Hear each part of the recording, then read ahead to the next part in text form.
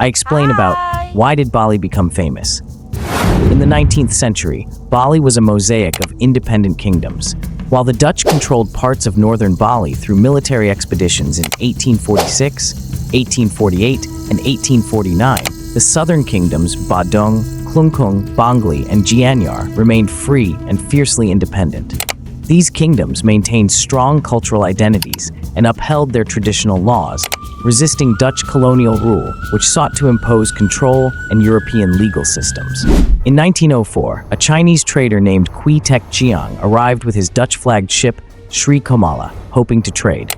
Unfortunately, the ship wrecked off the coast of Sanur, a territory under the Badung Kingdom. Local people, following the ancient Tawan Karang law, claimed goods from the shipwreck as theirs, a rightful practice according to their customs. However, the trader reported the goods stolen and demanded compensation from King Agusti Ngurah Mede Agung, who refused, standing firm on Bali's traditional laws.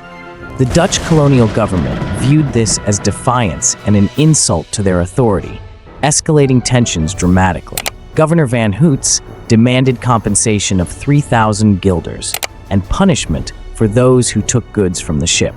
The Badung king flatly refused. In response, the Dutch imposed an economic blockade, crippling Badung's trade and resources. Yet, King Gusti Ngurah Mede Agung remained resolute, unwilling to submit to foreign rule. Faced with refusal, the Dutch prepared a massive military expedition, 2,500 well-armed troops equipped with modern artillery.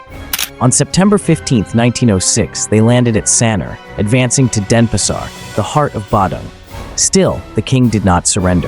Instead, he made a fateful decision, the Puputan, a total and final act of resistance. More than a battle, a cultural ceremony of honor and sacrifice, where defeat meant dying with dignity rather than living under colonial rule.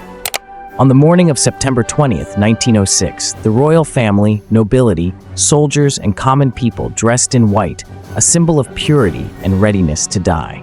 They left the palace unarmed, carrying only traditional daggers and bamboo spears.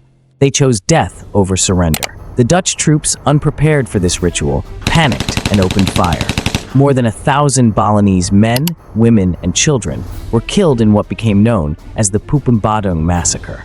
After the Dutch colonial government's victory, they faced widespread international condemnation and ridicule from European countries, and even within the Netherlands itself.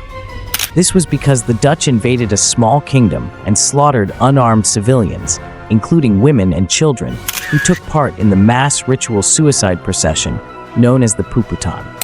Newspapers in England, France, and the United States reported the event as a humanitarian tragedy.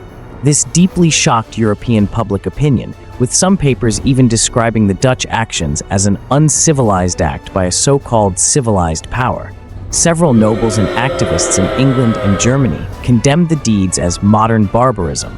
To preserve its image and suppress the controversy, the Dutch then promoted Bali as a tourist destination, emphasizing its strong and unique culture and spirituality compared to other colonial territories in the Dutch East Indies. They produced brochures in several languages showcasing the beauty of temples, Balinese women's dances, and terraced rice fields, introducing the term Island of the Gods to attract European visitors. This propaganda spread widely, drawing the attention of artists and anthropologists like Walter Spies, Miguel Covarrubias, Margaret Mead, and Gregory Bateson, who documented and helped shape the perception of Bali as an island of art and spirituality.